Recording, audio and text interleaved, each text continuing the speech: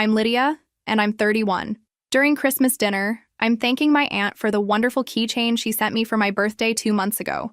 My aunt stops stirring the gravy, stares at the table in silence, and says calmly, "I bought you a $400,000 apartment. The keychain came as a bonus." The smiles disappear from everyone's faces. One by one, my family members turn white as paper. Where are you watching from today? Drop your location in the comments below and hit that like and subscribe button if you've ever felt like the family outsider. You'll definitely want to stick around for what happened next. Let me back up and tell you how we got here. Picture this: a perfectly set Christmas table, my stepmother's best china, candles flickering, and the scent of her famous honey-glazed ham filling the dining room. Everyone's laughing, passing dishes, playing the perfect family. My dad's carving the turkey with his usual precision. My 19-year-old half-sister Emma is scrolling through her phone even though phones are supposedly banned at dinner. And my stepmother Linda is directing traffic like the general she is. And there's me, sitting in the same spot I've occupied for 15 years since Dad remarried, right next to little Aunt Margaret, who flew in from Phoenix as a surprise. I'm genuinely happy to see her. She's the only person in this family who's ever treated me like I actually belong here. "Aunt Margaret," I say, reaching across the table to squeeze her hand. "Thank you so much for the keychain you sent for my birthday. It's beautiful. I carry it everywhere." I pull it from my purse, a simple silver chain with a small heart charm. Nothing fancy, but coming from her, it meant everything. The room goes quiet. Not the comfortable quiet of people enjoying good food, but the kind of silence that makes your stomach drop. Aunt Margaret's fork hovers halfway to her mouth, her eyes narrowing as she looks around the table. Dad stops carving mid-slice. Linda's smile freezes like it's been painted on. "Keychain?" Aunt Margaret's voice is dangerously calm. She sets down her fork with deliberate precision. "Lydia, sweetheart, what keychain?" That's when I realize something is very, very wrong. The way Emma suddenly sits up straight, the way Linda's hand trembles as she reaches for her wine glass, the way Dad clears his throat like he's about to deliver bad news. But I'm getting ahead of myself again. To understand why this moment feels like a bomb going off, you need to know what my family is really like. And trust me, it's not the Norman Rockwell painting they pretend to be. Growing up as the stepdaughter in this house was like being a permanent guest who'd overstayed their welcome. My mom died when I was 7, and Dad remarried Linda 2 years later. Linda brought her own special brand of subtle cruelty, disguised as concern for my well-being. While Emma got designer clothes for school shopping, I got carefully selected items from the clearance rack. "We want to teach Lydia the value of money," Linda would explain to relatives, as if frugality was a character-building exercise meant only for me. When Emma wanted a car for her 16th birthday, she got a brand new Honda Civic with a bow on top. When I turned 16, Linda suggested I could borrow her old minivan when it wasn't needed for family errands, which turned out to be approximately never. The pattern was always the same. Emma's needs came first, Emma's wants were necessities, and my requests were luxuries we couldn't afford. When I wanted to take art classes, Dad said we needed to prioritize practical skills. When Emma wanted piano lessons, they hired a private instructor who came to the house twice a week. College was where the inequality became impossible to ignore. I spent my senior year of high school working at a movie theater to save money, wrote dozens of scholarship essays, and chose my state school specifically because I could afford the in-state tuition. Emma, on the other hand, applied to 5 private colleges with application fees that cost more than I made in a week at the theater. But here's the thing that really got to me. They acted like this was normal. Like treating their daughters completely differently was just natural family order. When relatives commented on the disparity, Linda would smile sweetly and say, "Each girl has different needs. Lydia is so independent and responsible. Emma needs more guidance." Translation: Lydia can figure it out herself. Emma deserves to be taken care of. The only person who ever called them out on this was Aunt Margaret, my dad's sister. She was the one who sent me graduation gifts, who remembered my birthday every year, who asked about my life like it actually mattered. She never had children of her own, but she treated me like I was precious, which, after growing up in this house, felt revolutionary. When I graduated college with my nursing degree, magna cum laude and debt-free thanks to scholarships and working through school, the family celebration consisted of dinner at Applebee's. When Emma graduated high school with a C+ average, they threw a party that cost more than my car. By the time I moved out, I'd learned not to expect much from them. Christmas and birthday gifts were practical items I needed anyway. Holiday celebrations were events I attended but didn't really belong to. Family vacations were things they planned around my schedule, not something they invited me to join, which is why Aunt Margaret was so important to me. She was the only person who made me feel like family. By 25, I'd built a life that looked nothing like theirs.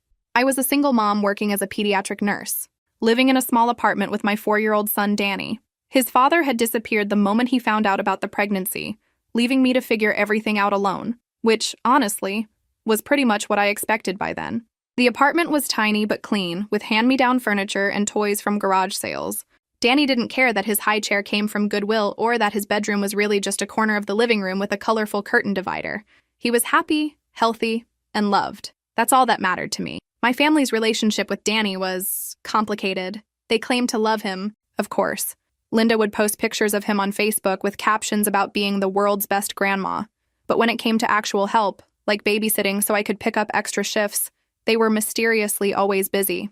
Emma, now in college at a school that cost more per year than I made, would occasionally drop by to play with Danny for an hour before complaining about how exhausting children were. Dad would visit monthly, bringing small toys and staying just long enough to feel like he'd done his grandparent duty. The one person who showed up consistently was Aunt Margaret.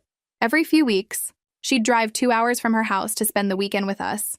She'd arrive with homemade cookies, new books for Danny, and genuine interest in our lives. She'd babysit without being asked, help with household projects, and treat both Danny and me like we mattered.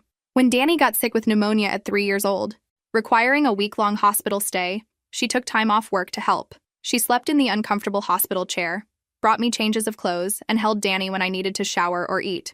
My own father visited twice during that week, both times for less than an hour. That's when I realized who my real family was. It wasn't the people who shared my last name or lived in the house I grew up in. It was the person who showed up when things got hard. Last year, when Aunt Margaret called to tell me she'd been diagnosed with breast cancer, I didn't hesitate. "What do you need?" I asked immediately. "When are your appointments? Who's driving you to treatments?" The answer, predictably, was nobody. Dad was too busy with work. Linda had a prior commitment with Emma's college activities. Emma was, of course, too young to handle such serious matters. So I became Margaret's transportation, her advocate, her support system. Twice a week for 6 months, I loaded Danny into his car seat after my shift and drove 2 hours to Margaret's house. Then another hour to the cancer center, 3 hours for treatment, another hour back to her house, and 2 hours home. Danny learned to entertain himself quietly in hospital waiting rooms, coloring in books that Margaret bought him. During the worst of the chemotherapy, I'd stay overnight, making sure she ate, took her medications, and didn't fall. Danny would curl up next to her on the couch, his small hand patting her bald head gently. "Aunt Maggie is brave," he'd whisper to me. "Yes, she is." I'd agree. And she deserved better from her family than what she was getting. The night Margaret finished her last round of chemo was one of the best nights of my life. We sat in her living room, Danny asleep between us, and she grabbed my hand with more strength than she'd had in months. "You saved my life," she said quietly. "Not just medically, though your nursing skills certainly helped. You showed up when everyone else had excuses. You made me feel loved when I felt forgotten." I squeezed her hand back. "Your family, real family. This is what people do for each other." Her eyes filled with tears. "Your father called me twice during the entire 6 months. Twice. Linda sent a card. Emma texted occasionally." She shook her head in disgust. "But you, working full-time, raising a child alone, you found a way to be here every single time I needed you." The anger in her voice was new. Margaret had always been diplomatic about family conflicts, the peacekeeper who smoothed over uncomfortable moments. But cancer, it seemed, had burned away her patience for pretense. "After Richard died," she continued, referring to her husband who'd passed 3 years earlier, "I thought about changing my will. He left me well provided for, and we never had children. I'd always planned to leave everything to your father, assuming he'd take care of Emma and help you as needed. But this experience has shown me who actually deserves my consideration." I felt uncomfortable with the direction of the conversation. "Margaret, you don't need to—" "Yes, I do!" Her voice was firm. "You need to understand something, Lydia. I've been watching your family dynamic for years, making excuses, hoping things would improve. They haven't. If anything, they've gotten worse." She was right. Even during her cancer treatment, when you'd think family would rally together, the patterns remained the same. Dad would call me for updates on Margaret's condition rather than calling her directly. Linda would ask me to relay messages instead of picking up the phone herself. They treated me like a communication service between them and Margaret, rather than recognizing that I was the one actually caring for her. When Margaret's hair started growing back and her energy returned, she began making plans. "I'm going to travel," she announced one afternoon. "All those places Richard and I talked about visiting but never got to. I'm starting with Europe in the spring, 3 months of seeing everything I've always wanted to see. I was thrilled for her. After everything she'd been through, she deserved every moment of joy and adventure she could find. But I was also going to miss her terribly. Margaret was my anchor in the family, the person who reminded me that I was worthy of love and consideration. "Before I go," she said, "I want to do something special for your birthday. 28 is a big year, starting your late 20s. I have plans." My birthday was in October, and Margaret left for her European adventure right after my birthday in late October. She'd beaten cancer, and she was finally living the life she'd dreamed of. Her postcards arrived weekly, filled with stories of art galleries in Paris, beaches in Greece, and pasta in Italy. She sounded happier than I'd ever heard her. 3 days before my birthday, a delivery truck pulled up to my apartment building. I wasn't expecting anything, so I was confused when the driver handed me a clipboard to sign. But there it was, my name and address. A package from Margaret with a European postmark. Inside was a small jewelry box containing a simple silver keychain with a heart charm and a note. "Happy birthday, sweetheart. This is just a little something to hold you over until I get back and give you your real present. All my love, Aunt Margaret."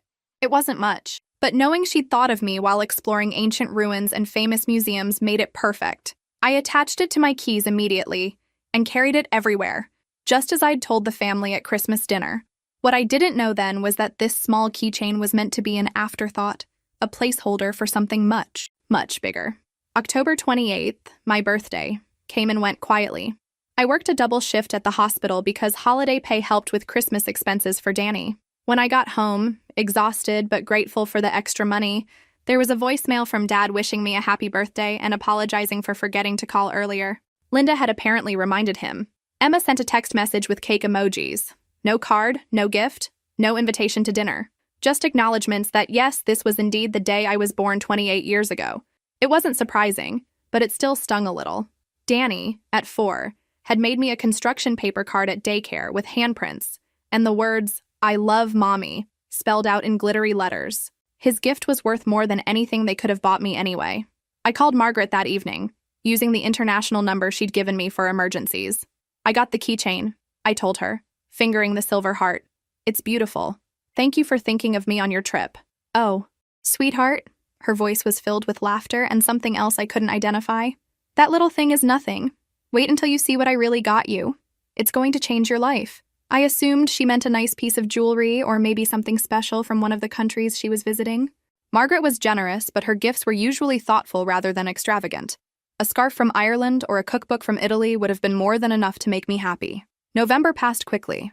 Margaret's postcards kept arriving, showing her adventures in different countries. She sounded energetic and joyful, making up for all the time she'd lost during treatment. In one card, she mentioned that she'd asked Dad to handle something important for her while she was away. Something about my birthday present. I thought that was odd. Margaret usually handled her own affairs, and she'd never involved my father in gift-giving before. But I assumed it was something simple. Maybe having flowers delivered or coordinating the shipping of something too large to send internationally. December arrived with the usual pre-holiday chaos. My work schedule intensified as other nurses took vacation time, and I was saving every penny for Danny's Christmas gifts. We'd started our Advent calendar tradition, reading Christmas stories each night and drinking hot chocolate while looking at lights in our neighborhood. During this time, I noticed Emma posting pictures on social media from what looked like a new apartment. The photos showed a beautiful living space with modern furniture, huge windows, and expensive-looking decorations. When I mentioned it to Dad during one of our brief phone calls, he said Emma had gotten a great opportunity to house sit for someone traveling internationally. "Lucky girl," I said, not thinking much about it. Emma always seemed to land in comfortable situations. When she'd needed an internship for college, Linda's friend magically had an opening at her marketing firm. When she needed a summer job, Dad's business partner suddenly needed an assistant. Emma moved through life with invisible hands smoothing her path. Meanwhile, Danny and I were planning our own humble Christmas. We'd made paper snowflakes for decorations and planned to buy a small tree from the lot down the street. I'd saved enough to buy him the Lego set he'd been wanting and a few smaller gifts. It would be a simple Christmas, but it would be filled with love. The invitation to Christmas dinner at Dad and Linda's house came in mid-December, the same generic phone call I got every year. "We're having dinner at 3, Linda informed me. "Margaret is flying back as a surprise. She wanted to spend Christmas with family." My heart jumped. I hadn't seen Margaret since before her trip, and I'd missed her terribly. The thought of having her at Christmas dinner made the whole event worthwhile. Maybe this year would be different. Maybe with Margaret there, I'd actually feel like part of the family instead of a courtesy invitation. I spent extra money I couldn't really afford on a nice dress for dinner and a small gift for everyone. Danny was excited to see his great aunt again and to play with whatever new books she'd inevitably brought him from her travels. I had no idea that Margaret's surprise return was about to expose a betrayal that would shatter my understanding of my family forever. Christmas morning dawned cold and bright. Danny woke up at 6, as children do on Christmas, bouncing on my bed with excitement about Santa's visit. We opened our modest pile of presents by the small tree, and his joy over the Lego set made every extra shift I'd worked worth it. Getting ready for dinner at Dad and Linda's house, I felt oddly hopeful. Margaret's postcards over the past 3 months had been filled with stories of self-discovery and adventure. Maybe her new perspective would bring some positive energy to our family dynamic. Maybe this Christmas would be the turning point I'd been hoping for my entire adult life. Danny looked adorable in his little button-down shirt and tiny khakis, clutching the book about dinosaurs that Santa had brought him. "Will Aunt Maggie have presents from far away?" he asked as we drove to the house where I'd grown up. "I'm sure she'll have wonderful stories," I told him, "and maybe something special, but remember, spending time with her is the real gift." The house was decorated exactly as it had been every year since Linda moved in. White lights, silver and gold ornaments, everything coordinated and perfect. Christmas music played softly in the background, and the dining room table was set with Linda's finest china. Emma was already there, wearing a new designer dress and shoes that probably cost more than my monthly grocery budget. "Lydia!" Dad hugged me warmly, and for a moment, I let myself believe this was genuine family affection. "Danny, my boy, look how you've grown!" Linda air-kissed me near both cheeks, careful not to disturb her makeup. "You look lovely," she said in the tone she used when she was being politely civil. "Emma's been telling us about her new living arrangement. Such a wonderful opportunity." Emma beamed, launching into a detailed description of the apartment she was house-sitting. "It's in the best part of downtown," she gushed. 2 bedrooms, 2 bathrooms, a gourmet kitchen, and floor-to-ceiling windows with an amazing view. The owner left it fully furnished with the most beautiful things. I feel like I'm living in a magazine. I made appropriate, impressed noises while setting Danny up with his coloring books in the living room. Emma had always been lucky with opportunities, and house-sitting a luxury apartment was exactly the kind of thing that fell into her lap regularly. "Speaking of apartments," Dad said, glancing at Linda, "how's your housing situation going? Still renting that place near the hospital?" "It's working out fine," I replied carefully. I'd learned not to mention financial struggles around them. Any admission of difficulty would be met with suggestions for budgeting or lifestyle changes, as if my problems were simply matters of poor planning rather than the reality of single motherhood on a nurse's salary. The doorbell rang at exactly 2:30, and Linda rushed to answer it. "Surprise!" came a familiar voice, and there was Margaret, tanned and radiant, carrying a suitcase and wearing the brightest smile I'd seen on her face in years. "Aunt Maggie!" Danny launched himself at her legs, and she scooped him up with enthusiasm that showed how much she'd missed us too. "My darling boy, you've gotten so tall." She hugged me next, holding me tight. "And my sweet Lydia, I've missed you both so much." She looked incredible. The weight she'd lost during chemo had been replaced with muscle from all the walking she'd done in European cities. Her hair had grown back thicker than before, and her skin glowed with the confidence of someone who'd spent months doing exactly what she wanted. "How was your trip?" I asked, genuine joy filling my voice.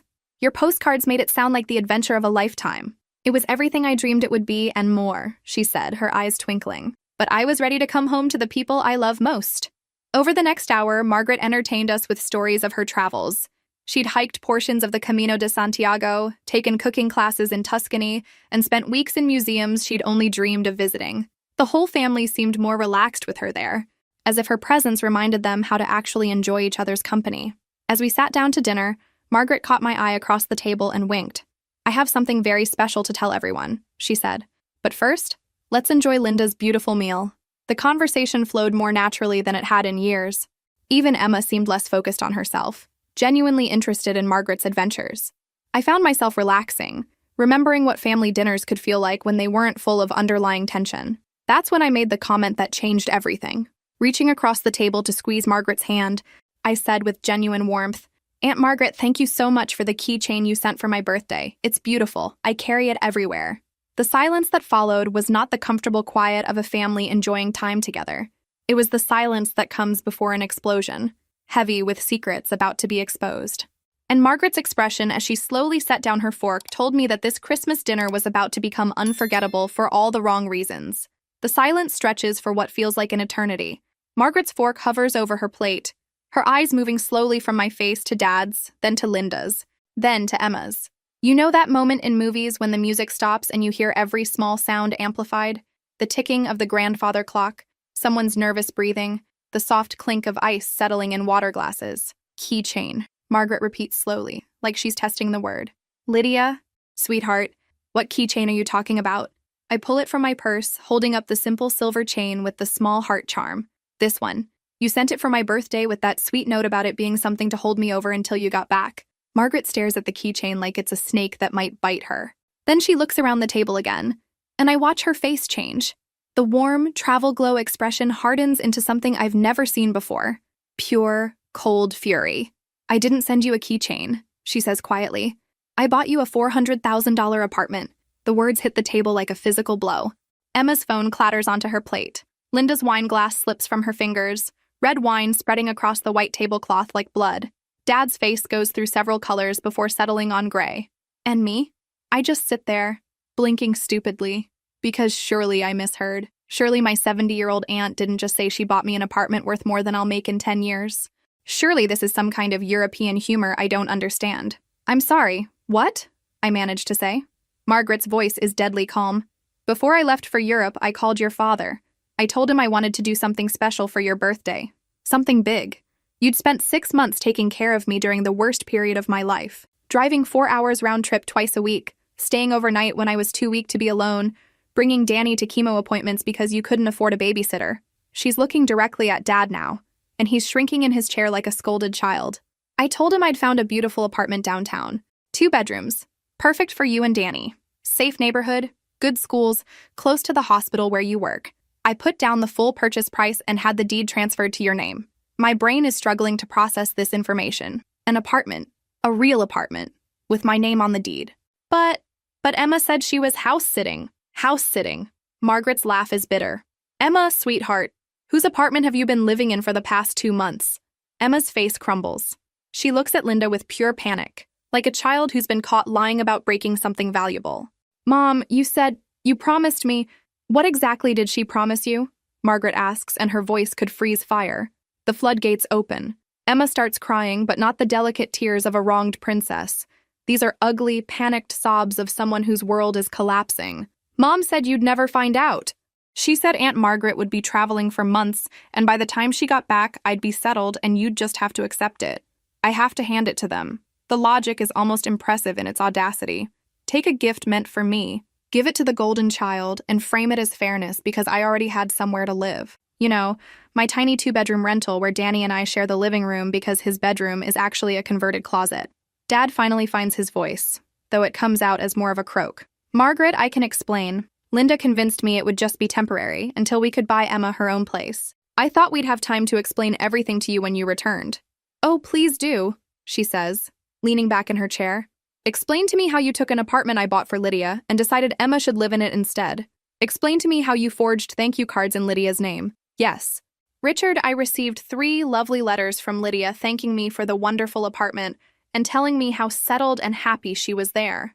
My mouth falls open. They wrote thank you letters. Actually sat down and pretended to be me, expressing gratitude for a gift they stole. The sheer planning involved is breathtaking. We were going to tell her eventually. Linda jumps in, and I almost laugh at how predictable she is. When caught red-handed, Linda always has a timeline that makes everything acceptable. We thought Emma needed the space for college just for a few years. Lydia is so independent, she's been managing fine on her own. We were going to give her the apartment after Emma graduated. In 4 years, I say flatly. You were going to give me my own birthday present in 4 years. It's not like that, Dad says desperately. We just thought, practical considerations, Emma's education, and there it is, the same old song. Emma's needs come first. Emma's future matters more. Emma deserves the better option because she's Emma, the golden child who's never had to work for anything, never had to sacrifice, never had to choose between buying groceries and paying rent. I look around the table at these people I've called family for 24 years. Dad, squirming in his seat, avoiding my eyes. Linda, frantically calculating how to spin this into something acceptable. Emma, still sobbing like she's the victim in this scenario. And you know what? For the first time in my adult life, I feel completely calm. Not hurt, not angry, just clear. Like someone just handed me glasses after years of trying to see through a dirty window. Margaret stands up slowly, her hands shaking with barely controlled fury. When she speaks, her voice trembles with emotion. So all three of you knew this apartment belonged to Lydia and decided to steal it anyway. Is that what I'm understanding here? Dad looks genuinely stunned. Margaret, we never meant— I want the keys to that apartment. Right now. Margaret, please, let's discuss this rationally. Dad starts. Rationally? She laughs, and it's not a pleasant sound. You want to discuss rationality? Let's talk about how rational it was to steal from your own daughter. Let's talk about how rational it was to lie to me for 2 months. Let's talk about how rational it is for Emma to be living in an apartment that doesn't belong to her. Emma's face crumples with genuine panic. We were supposed to have more time. You weren't supposed to thank her at dinner. Emma, Margaret's voice is ice cold. Your mother lied to you. That apartment was never meant for you. It was purchased specifically for Lydia, with her name on the deed, as a thank you for taking care of me when the rest of this family couldn't be bothered. The truth of that hits the table like a physical slap. While I was driving Margaret to chemo appointments, staying overnight when she was too weak to be alone, bringing Danny to waiting rooms because I couldn't afford babysitters, where was everyone else? Dad was too busy with work. Linda was overwhelmed with Emma's college preparations. Emma was too young for such serious matters. But taking credit for my gift? That they had time for. The keys, Margaret repeats. Now. Linda tries one more deflection. We spent money decorating it. Emma needed furniture, bedding, kitchen supplies. We've invested thousands. Money you spent on stolen property. Margaret cuts her off. Would you like me to call the police and explain the situation? Because I have documentation of the purchase, the deed transfer, and copies of every forged letter you sent in Lydia's name. The threat of police involvement changes everything. Dad's face goes pale, and even Emma stops sniffling. Linda fumbles in her purse and produces a set of keys, placing them on the table like she's surrendering a weapon. Margaret scoops them up and turns to me. Lydia, would you like to see your apartment? Would I like to see my apartment? The apartment I didn't even know existed until 5 minutes ago? The apartment that's been mine for 2 months while I've been paying rent on a place where my 4-year-old son sleeps in a converted closet. Yes, I say quietly. Yes, I think I would. As I stand up to follow Margaret, Emma grabs my arm. Lydia, please. You have to understand. I didn't know it was meant for you specifically. I thought it was just family property, and Mom decided I should use it for college. I look down at her hand on my arm, then at her face. For a moment, I see the little girl who used to follow me around when she was small, before Linda taught her that we weren't really sisters, just 2 people who happened to live in the same house. Emma, I say gently, did you really not know the apartment was specifically meant for me? Look, we all knew you'd never fight back. You never do. Mom said you'd just accept it eventually, like you always do with everything else. The honesty is breathtaking. They hadn't just stolen from me, they'd calculated that I would be too passive to defend myself. I carefully remove her hand from my arm. But this time, you were wrong. Margaret is waiting by the door, her car keys already in hand. Are you ready, sweetheart? Danny has been remarkably quiet throughout this entire exchange, coloring in his dinosaur book, and occasionally looking up at the adults with the resigned expression of a child who's learned that grown-up conversations often don't make sense. I gather him up along with his books. We're going to see a new place, I tell him as I buckle him into his car seat. Aunt Maggie has a surprise for us. As we pull out of the driveway, I see Linda and Emma standing in the doorway watching us leave. Dad is nowhere to be seen. He's probably in his study, doing what he always does when family situations get uncomfortable, hiding until someone else fixes it. The drive to downtown takes 20 minutes, during which Margaret fills in the details I've been missing. The apartment is in a converted historic building, with original hardwood floors and huge windows. It's walking distance from Danny's daycare and a short commute to the hospital. The neighborhood has tree-lined streets, a small park, and the kind of coffee shop where locals actually know your name. I looked at dozens of places, Margaret says as we drive through increasingly nice neighborhoods. But when I saw this one, I knew it was perfect for you. It felt like home. We pull up in front of a beautiful brick building with black shutters and flower boxes in the windows. It's the kind of place I'd walked past before and imagined living in, but never seriously considered because it was so far out of my price range. 3rd floor, Margaret says, leading us to the entrance. Corner unit with views of the park. The elevator is small and charming, with brass buttons and wood paneling. Danny presses the button for the third floor and bounces with excitement. When the doors open, Margaret leads us to a door marked 3C and unlocks it with the keys she took from Linda. The door swings open, and I step into the most beautiful living space I've ever seen. The apartment is stunning, not because it's fancy or expensive, but because it's perfect. Warm hardwood floors stretch through an open living area with windows that flood the space with natural light. The kitchen has white cabinets and granite countertops that gleam like they've never been used. Through the living room windows, I can see the park Margaret mentioned, with mature trees and a playground where children are playing even in the December cold. 2 bedrooms, Margaret says, leading us down a hallway. This one would be Danny's.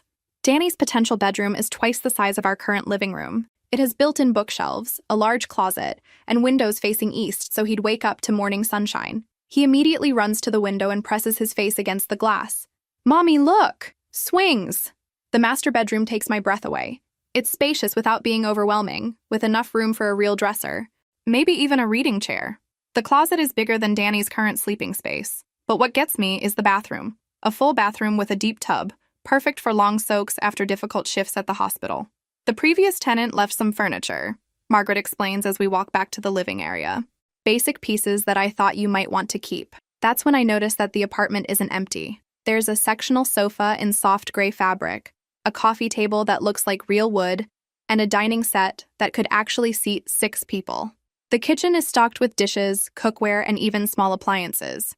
But these aren't the basic pieces Margaret mentioned. These are expensive items, carefully chosen to complement the space. The kind of furniture I browse in stores but never buy because it costs more than I make in a month. "Margaret," I say slowly, "this furniture is brand new." She smiles sheepishly. "I may have gone a little overboard with the move-in preparations. I wanted you to be able to walk in and feel at home immediately." I sink onto the sofa, and it's exactly as comfortable as it looks. Danny climbs up beside me, already claiming his spot. "Is this our new house, Mommy?" I think it might be," I tell him, though I'm still struggling to believe this is real. My phone rings, jarring me back to reality. Dad's name appears on the screen, and Margaret nods at me to answer it. "Lydia, where are you?" His voice is tight with stress. "We need to talk about this situation." "What situation is that, Dad?" "You know what I mean." "The apartment thing. We can work this out. Maybe Emma can stay there just until the end of the semester. Then we'll transition."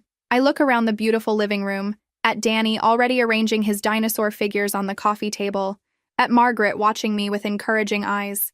"No? What do you mean? No? I mean, no, Emma can't stay here until the end of the semester. No, there won't be a transition period. No, we can't work this out. This apartment belongs to me. It's been mine for 2 months while I've been paying rent somewhere else because you decided your daughter deserved my gift more than I did. Lydia, be reasonable. Emma has already moved in, started classes from that location. Her whole routine is built around living there. The audacity is breathtaking. They steal my apartment, let Emma settle in and build her life around it, then ask me to be reasonable about disrupting her routine. Where exactly did you think I was living? Dad? Did you assume I'd just vanish when you gave away my home?" Silence on the other end. "Emma can move out this week," I continue. "She can take her personal belongings, but everything else stays. The furniture, the kitchen supplies, the linens. Everything you bought with the money you should have spent elsewhere stays in my apartment. You can't just kick her out with nowhere to go. Watch me." I hang up and turn off my phone. Margaret is beaming with pride. "I haven't heard you sound that strong in years." She's right. I sound different to myself. Calmer, but firmer. Like I've finally found my backbone after 31 years of searching for it. "What happens now?" "Now you move in. This weekend if you want. I'll help you pack your old place." She pauses.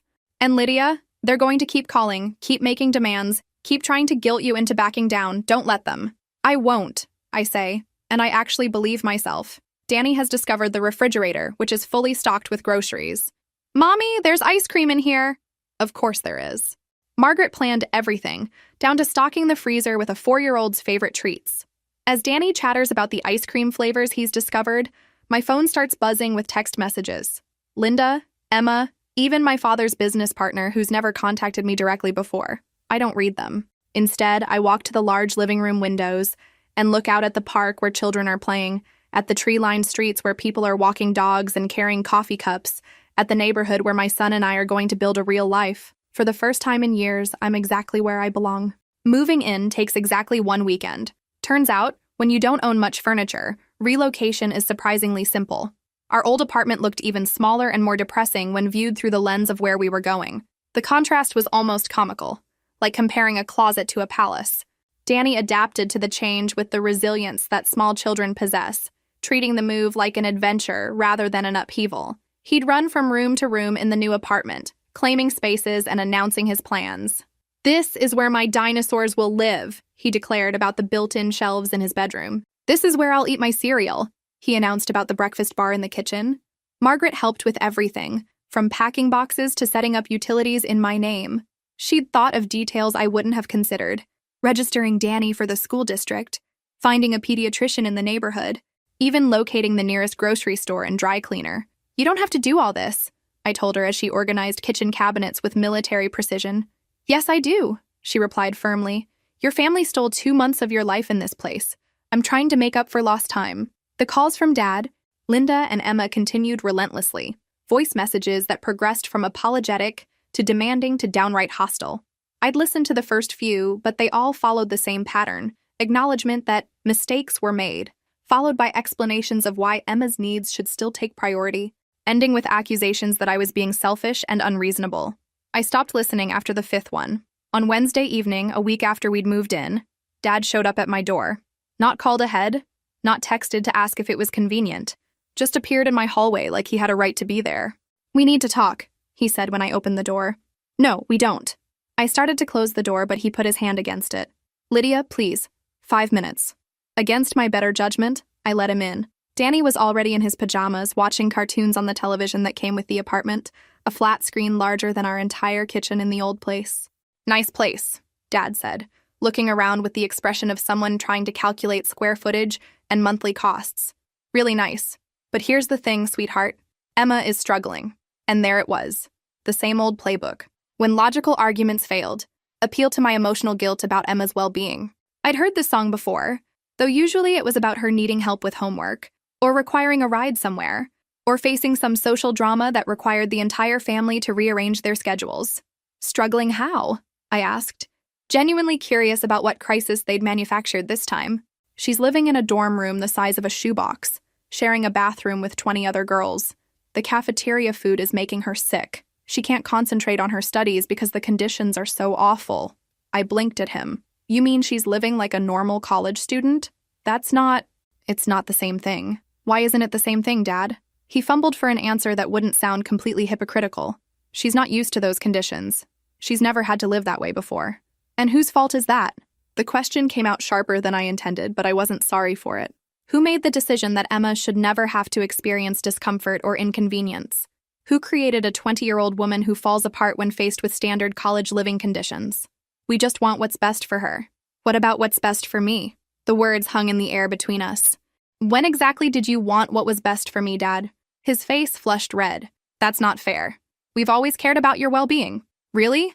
When I was 16 and needed a car to get to my job, where was your concern for my well-being? When I was working double shifts to pay for college while Emma got her tuition handed to her, where was your concern then? When I was a single mother struggling to pay rent while taking care of your sister during cancer treatments, where exactly was your concern for what was best for me? Those situations were different." "How?" "You've always been more independent, more capable. Emma needs more support." And there it was.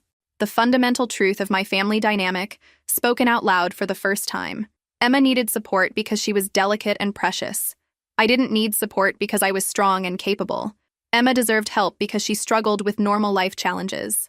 I deserved to struggle alone because I could handle it. The twisted logic had shaped my entire life. Every time I'd succeeded despite lack of support, it proved I didn't need help. Every time Emma failed despite massive advantages, it proved she needed more assistance. "Dad," I said quietly, "I need you to leave now." "Lydia, come on. Can't we work something out? Maybe Emma could just use the second bedroom when she needs to study, or stay here on weekends when the dorm is too loud." "Get out. Don't be unreasonable. Get out."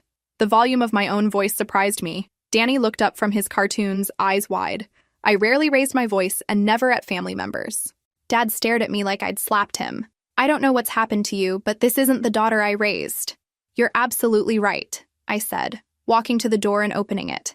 "The daughter you raised would have handed over the keys to Emma by now. She would have moved back into a studio apartment and apologized for causing trouble. She would have spent the next 4 years paying rent while Emma lived in the home that was supposed to be hers. He stood there for a moment, looking like he wanted to argue further, but something in my expression must have convinced him I was serious. "This isn't over," he said as he stepped into the hallway. "Yes, Dad," I replied calmly. "It is." I closed the door and engaged both locks. Through the peephole, I watched him stand there for several minutes, probably debating whether to knock again. Eventually, he gave up and walked away. Danny looked up from his cartoons. Was Grandpa angry? Grandpa was confused, I told him honestly. Sometimes grown-ups get confused when things don't go the way they expected. Are we in trouble? I sat down beside him on our beautiful sectional sofa, in our light-filled apartment, in the neighborhood where we belonged. No, baby, we're not in trouble. We're exactly where we're supposed to be. The legal transfer of the apartment took place on a Tuesday morning in Margaret's lawyer's office. I'd never owned property before, and the experience of signing documents that made me the official owner of something worth $400,000 felt surreal. Margaret had insisted on making everything legally bulletproof, ensuring that no one could ever again question my right to live there. "Congratulations," the lawyer said, handing me a thick folder containing deeds, insurance documents, and maintenance agreements. "You're officially a property owner." Property owner. At 31, after years of renting cramped apartments and worrying about lease renewals, I owned a home. Not just any home, but a beautiful one in a neighborhood where children played safely in parks and neighbors knew each other's names. The financial relief was immediate and overwhelming. Without rent payments, my nursing salary stretched to cover not just necessities, but small luxuries I'd never been able to afford. Danny's daycare costs became manageable instead of crushing. I could buy groceries without calculating every item. For the first time in years, I wasn't living paycheck to paycheck. Emma's adjustment to college dormitory life was, according to my sources, not going smoothly. My cousin Sarah, who worked at the university, reported that Emma had been to the housing office multiple times requesting room transfers. She'd complained about noise levels, bathroom cleanliness, and roommate conflicts. The girl who'd lived in luxury her entire life was discovering what most college students considered normal living conditions. According to Sarah, Emma had also approached the financial aid office, asking about additional housing allowances. When told that her family's income level made her ineligible for need-based assistance, Emma had apparently broken down crying to the housing counselor. "I was supposed to have my own apartment," she'd sobbed. "This isn't how it was supposed to work out." The irony wasn't lost on me. For 20 years, Emma had been shielded from any discomfort or inconvenience. Now, faced with the reality of shared bathrooms and cafeteria food, she was genuinely shocked that money couldn't immediately solve her problems. Meanwhile, my text messages had become increasingly hostile. Emma's friends had apparently convinced her that I was being unreasonable and selfish.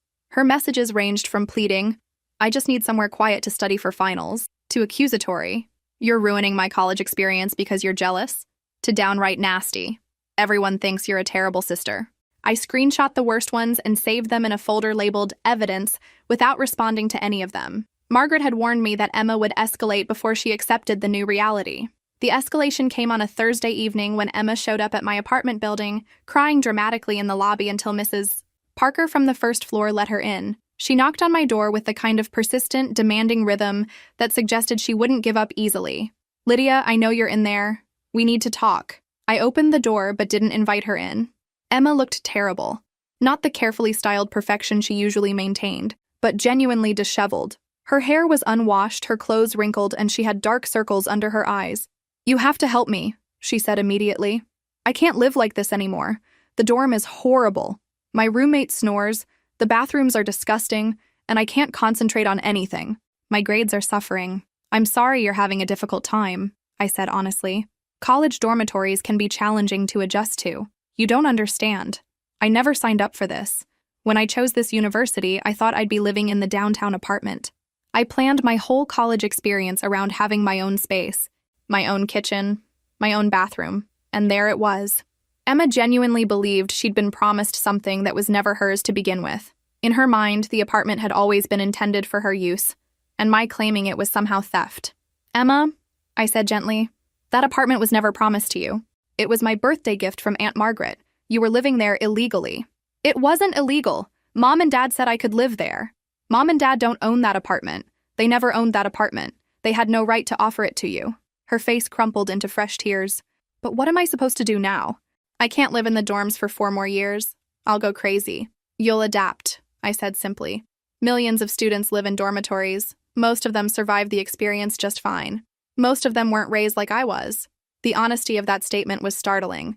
Emma was acknowledging, perhaps for the first time, that she'd been raised with privileges that most people don't have, that she'd been sheltered from normal inconveniences and challenges that other young adults face regularly. You're right, I agreed. Most students weren't raised to believe they deserve luxury housing as a basic right. Most students work part-time jobs to help pay for college. Most students share bathrooms and eat cafeteria food and study in libraries because their living spaces are too small or too noisy. Are you saying I should get a job? The question came out with such genuine confusion that I almost laughed.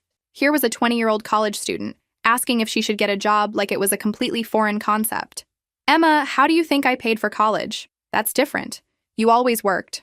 I was focused on my studies. What's your GPA? I asked. She looked uncomfortable. It's not about grades. It's about the full college experience, social development, networking opportunities. In other words, she'd been coasting academically while living in an apartment she didn't deserve, funded by money that should have gone elsewhere. The full college experience she was worried about losing was actually the life she'd stolen from me. I'm not going to help you, Emma, I said finally. You have housing. You have meal plans.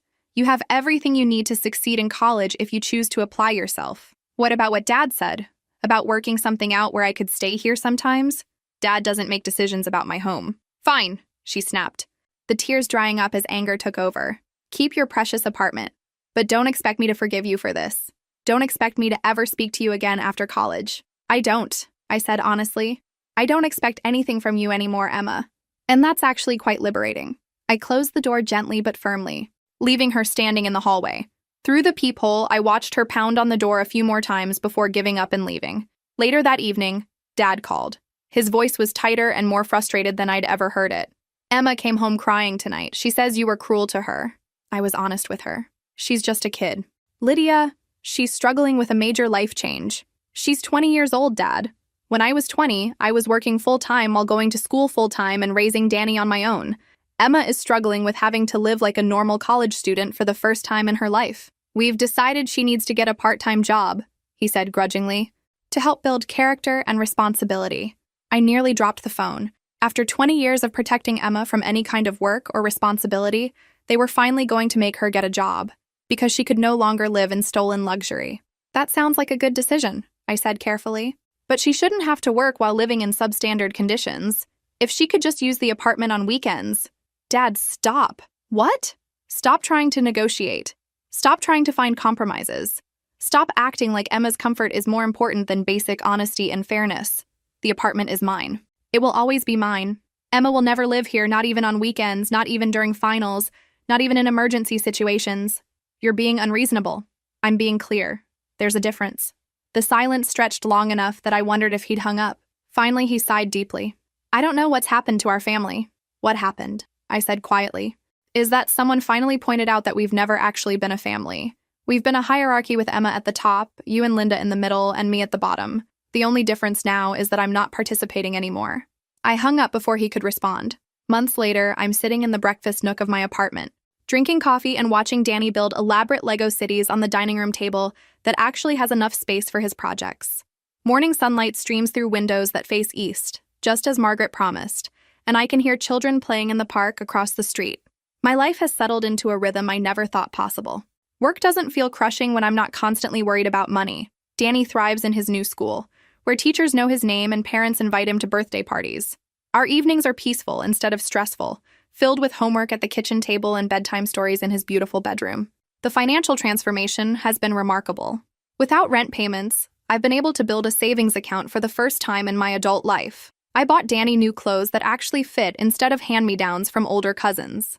I can afford to take him to movies and museums without calculating whether we'll have enough money for groceries afterward. But the emotional transformation has been even more profound. I'm calmer, more confident, more present. When colleagues at the hospital comment on how different I seem, I tell them I finally learned the difference between being independent and being abandoned. The family situation has reached a predictable equilibrium. Emma did eventually get a part-time job at a coffee shop near campus, though according to my cousin Sarah, she complains constantly about having to work weekends and deal with difficult customers. Her grades improved slightly once she was forced to develop actual study habits, but she still maintains that her college experience has been ruined by having to live like a normal student. Dad and Linda have apparently told extended family members that I'm going through a difficult phase and that they're giving me space to work through my issues. The narrative allows them to maintain their image as reasonable parents dealing with an unreasonable daughter. I don't bother correcting anyone's assumptions anymore. Margaret and I have grown even closer, bonded by the shared experience of my family's betrayal. She splits her time between traveling and spoiling Danny, who now calls her his adventure grandma, because she brings him treasures from every trip. Last month, she took us both to Disney World for a long weekend, Danny's first real vacation. The text messages from Emma eventually stopped, probably because I never responded to any of them. Dad still calls occasionally, usually when there's some family event he thinks I should attend, for Danny's sake. I decline politely but firmly. Danny has plenty of family in Margaret, plenty of friends at school, and plenty of love at home. He doesn't need exposure to people who view his mother as disposable.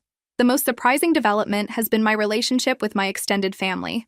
Cousins and aunts who had always seemed distant have reached out after hearing Margaret's version of events. Apparently, my immediate family's treatment of me has been obvious to outsiders for years, but no one felt comfortable commenting on it directly. We always wondered why you seemed so careful around them, my cousin Rachel told me during a recent phone call, like you were afraid of taking up too much space or asking for too much attention, because that's exactly what I was doing. I'd spent 31 years trying to prove I deserved to exist in my own family, moderating my needs, minimizing my presence, making myself small enough to fit into the leftover spaces of their attention. Not anymore. This morning's mail brought a wedding invitation from a college friend, and for the first time in years, I can afford to buy a nice gift and travel to celebrate with her. Tonight, Danny and I are going to the Children's Theater downtown, something we've never been able to afford before. This weekend, we're hosting Margaret for dinner in our beautiful dining room using the good dishes that came with the apartment. These aren't dramatic victories or life-changing moments. They're just normal experiences of a stable, comfortable life. But after years of struggle and uncertainty, normal feels revolutionary. My phone buzzes with a text from an unknown number, and for a moment, my old anxiety kicks in. But it's not Emma or Dad or Linda with another demand or guilt trip. It's a colleague from work, asking if I want to join a group of nurses going out for dinner next week. Yes, I text back immediately. I'd love to join you. I can afford dinner out with friends now. I have reliable babysitting because Mrs. Parker downstairs adores Danny and enjoys earning extra money watching him occasionally. I have the emotional energy for social relationships because I'm not constantly managing family drama or financial stress. Looking back, I realized that what happened at Christmas dinner wasn't really about the apartment, though the apartment changed everything. It was about finally seeing my family clearly, without the fog of obligation and hope that had clouded my vision for decades. They didn't stop loving me. They never started. But Margaret did. Danny does. My real friends do. And most importantly, I've finally learned to love myself enough to demand better treatment. The apartment was a gift, but the life I've built here, that's something I earned. As I finish my coffee and get ready for another day at a job I enjoy, in a home I love, with a child who feels secure and happy, I think about that moment at the Christmas table when the truth exploded like a bomb in the middle of Linda's perfect dinner. The best part wasn't watching their faces when they realized they'd been caught. The best part was watching my own reflection in the dining room mirror and seeing a woman who finally knew exactly what she was worth. If this story resonated with you, make sure to like and subscribe for more stories about finding your strength when family lets you down. Have you ever had to choose between keeping the peace and standing up for yourself? I'd love to hear your thoughts in the comments below.